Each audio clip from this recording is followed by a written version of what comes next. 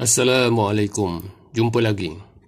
Kali ini kita bincangkan tajuk electric loads ataupun beban elektrik. Jadi semua peralatan elektrik yang kita gunakan di rumah atau di kedai atau di kilang kita sebut sebagai beban elektrik. Ini contohnya termasuklah lampu, kipas, aircon, peti sejuk, mesin basuh, alat pengisar, periuk nasi, cerek elektrik, seterika, motor dan banyak lagi. Itu semua kita panggil beban elektrik. Jadi apa kaitan beban dengan hukum Ohm? Arus elektrik yang mengalir dalam beban elektrik, alat-alat elektrik di rumah kita itu, bila disambungkan kepada bekalan elektrik, dia mesti menepati hukum Ohm yang pernah kita belajar di sekolah dulu. Jadi hukum Ohm itu mengatakan arus adalah sama dengan bautan dibahagi dengan rintangan. Jadi beban elektrik itu boleh diwakili oleh sebuah rintangan. Ini adalah rajah litar elektrik, di mana di sini bekalan DC, bekalan DC, dan di hujung sebelah kanan tu adalah beban yang diwakili. Kita boleh wakili beban itu dengan sebuah rintangan. Jadi ini yang kita belajar di masa sekolah dulu. Jadi current atau arus elektrik yang mengalir dalam beban itu adalah sama dengan bautan bekalan.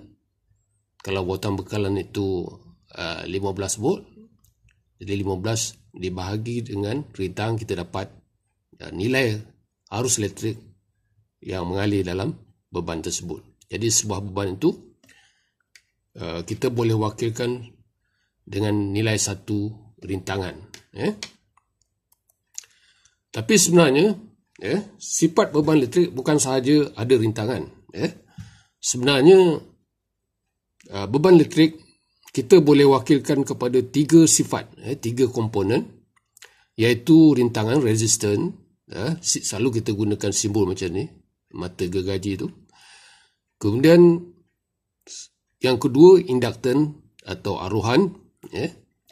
Selalu kita gunakan simbol gelung macam tu. Dan inductance menggunakan simbol L, kalau resistance tu R. Kemudian yang ketiga, sifat kapasitan. Kapasitan ini menunjukkan dua garis di situ, dia punya simbol. Selalu kita gunakan huruf C sebagai mewakili kapasitan. Jadi inilah simbol-simbol beban elektrik dengan sifat dia. Dia ada sifat resistance, sifat inductance dan kapasitan. Jadi setiap beban tu dia mesti mengandungi tiga-tiga sifat ini, ataupun dua daripada tiga, ataupun hanya satu saja. Ini tak mestinya ada tiga. Tetapi yang kita belajar di sekolah, kita banyak kaitkan hukum Ohm tu dengan rintangan saja, R, resistance. Tapi tidak mengambil kira inductance, kapasitan. Kerana apa? Ini kerana kita belajar di sekolah terbatas kepada bekalan DC, bekalan arus terus. Tapi bila kita masuk menggunakan bekalan AC, arus ulang-alik, bekalan arus ulang-alik atau bekalan AC, jadi kita terpaksa mengambil kira inductance dan kapasitan. Bukan sahaja resistan, tapi mesti mengambil kira inductance dan kapasitan. Jadi semasa menggunakan bekalan arus terus, dua-dua sifat L dan C ni, inductance dan kapasitan ni kita tak ambil kira. Sebab apa? Sebab dalam arus terus, dia tidak kita abaikan, maknanya nilai aruhan dan kapasitan atau inductance dan kapasitan ini tidak mempengaruhi apa-apa nilai arus dalam nilai arus dan nilai voltage dalam litar tersebut. Kerana sebelum itu saya terangkan resistance R Jadi resistor ni selalu ni dia akan menyerap atau mengambil kuasa atau tenaga, tenaga elektrik. Seperti haba, tenaga haba, bunyi, cahaya. Dia boleh kita wakilkan beban-beban yang menghasilkan haba, bunyi, kemudian cahaya seperti lampu, itu kita boleh wakilkan kepada resistor. Kemudian induktan dia hanya menyimpan tenaga, dia tidak menggunakan tenaga tapi menyimpan tenaga, dalam bentuk medan magnet. Tenaga dalam bentuk medan magnet. Tenaga elektrik tadi disimpan dalam bentuk tenaga medan magnet. Manakala kapasitan dia juga menyimpan tenaga tapi dalam bentuk tenaga medan elektrik. Itu beza L dengan C. L dia simpan tenaga dalam bentuk medan magnet, C dia simpan tenaga dalam bentuk medan elektrik. Okey, ini adalah kaitan voltage dan current kepada tiga sifat tadi. Untuk rintangan, voltage sama dengan R darab I. Ini hukum Ohm yang biasa kita lihat, yang kita pernah kita lihat.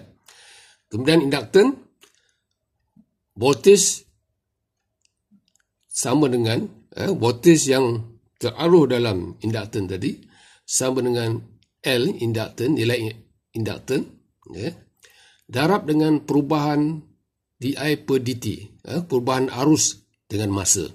Jadi di sinilah perbezaan arus ulang-alik dengan arus terus. Untuk arus terus, current tidak berubah dengan masa. Maknanya current sentiasa tetap sepanjang masa. Jadi di per dt dia sama dengan kosong sebab nilai di per dt dia tidak berubah, kosong. Kemudian untuk kapasitan, current adalah sama dengan C dV per dt. Dia dipengaruhi, nilai arus dipengaruhi oleh perubahan voltage dengan masa. Jadi untuk DC, sebab dia tak ada perubahan current dan voltage, jadi dia tidak mempengaruhi L dan C tidak mempengaruhi V dan I. Cuba kita perhatikan arus terus. Ini dia bekalan arus terus yang mengalir dalam lita. Kita dapati voltage sama ada voltage atau current, dia merupakan nilai yang tetap macam ni, constant. Ini sifat arus terus, dia tidak berubah. Sepanjang masa sentiasa nilainya tetap. Jadi kecerunan untuk garis yang tetap macam ni adalah kosong. Perubahan voltage per masa dan perubahan arus per masa adalah kosong. Di per dt untuk arus terus adalah kosong. Tak ada perubahan, dia rata macam ni. Tak ada kecerunan. Dia tiada kecerunan. Jadi di per dt adalah kosong. Jadi bila kita masukkan sama dengan kosong, V sama dengan L darab kosong, kita dapat V sama dengan kosong. Jadi V sama dengan kosong makna dia voltage pada induktan tu short circuit. Tidak ada voltage, maknanya voltage sama dengan kosong. Ini voltage sama dengan kosong adalah lita pintas. Dia seolah-olah induktan bila kita letakkan dalam circuit DC, dia akan jadi lita pintas. Sebaliknya kapasitan I sama dengan C darab dV per dt sama juga, voltage constant. Jadi kecerunan untuk garis lurus macam ni rata adalah kosong. dV per dt dia tak ada perubahan. Jadi dV per dt sama dengan kosong. Jadi I sama dengan C darab kosong. Kita dapat I sama dengan kosong. Jadi apa maksud dia? Bila tiada arus, I sama dengan kosong, itu menunjukkan open circuit, lita buka. Jadi kesimpulan dia, untuk induktan dia akan jadi lita pintas. Untuk kapasitan, kalau kita masukkan kapasitan dalam lita DC, untuk bekalan DC, dia akan jadi open circuit, litar buka. Jadi tak ada apa-apa nilai. Jadi selain daripada litar pintas untuk induktan dan kapasitan, dia jadi litar buka. Apa pun nilai induktan kita masukkan kepada litar tersebut, dia akan jadi litar pintas. Tak ada nilai selain daripada litar pintas. Kapasitan dia akan jadi litar buka. Sama ada kita masukkan 1 mikrofarad, 100 mikrofarad atau 1000 mikrofarad, nilainya sama dengan litar buka. Itu sebab dalam litar DC kita tidak ambil kira induktan dan kapasitan. Itu sebab hukum Ohm tu jadi V sama dengan I darab R ataupun I sama dengan V bahagi R untuk litar bekalan DC. Ini dia. Ini litar bekalan DC kita sambung pada induktan, beban yang ada induktan. Apa jadi? Dia jadi litar pintas, short. Dia jadi short. Jadi dia seolah-olah seperti tidak ada induktan di situ. Dia jadi litar pintas. Kalau kapasitan pula, dia akan jadi litar buka. Bila kita letakkan kapasitan, kita sambung kepada bekalan DC, arus terus, dia akan jadi litar buka. Jadi tak ada arus yang boleh mengalir, I sama dengan kosong.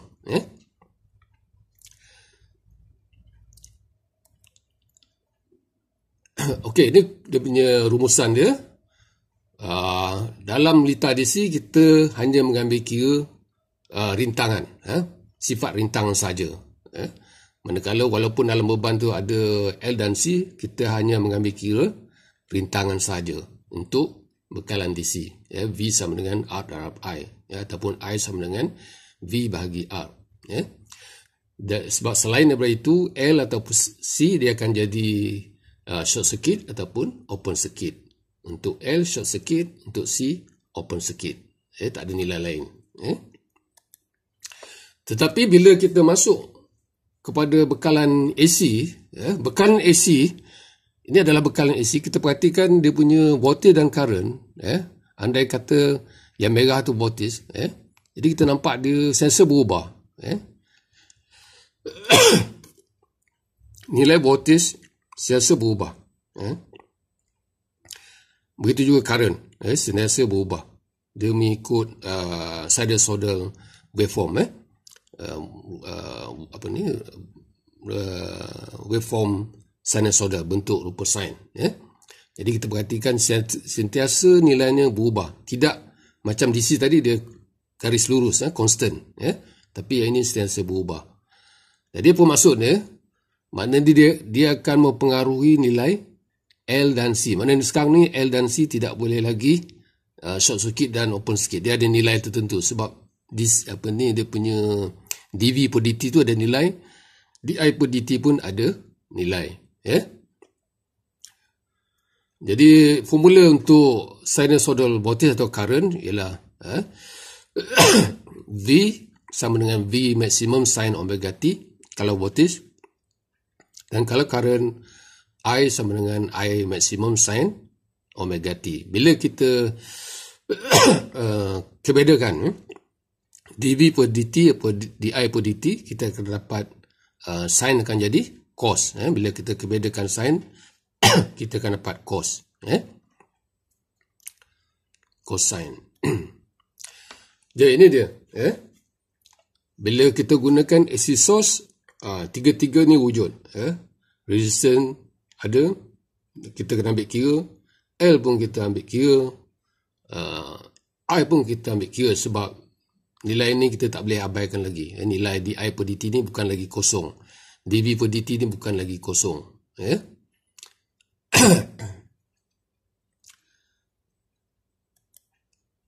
Jadi hukum Ohm kita tak boleh guna lagi. Untuk AC source atau bekalan AC, kita tak boleh lagi guna I sama dengan V per R, tapi kita ubah kepada sekarang I V per Z. Ini adalah formula umum hukum Ohm untuk DC dan AC. Di mana Z itu sama dengan V bahagi I.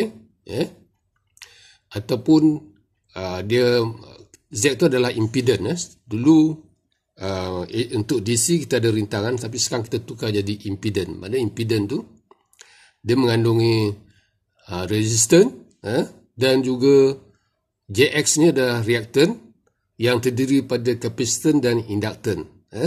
Jadi JXL adalah reaktan untuk induktan, XC adalah reaktan untuk kapasitan, dan dia punya sign tu XL kita sign dia positif, positif. Untuk kapasitan reaktan ni adalah negatif.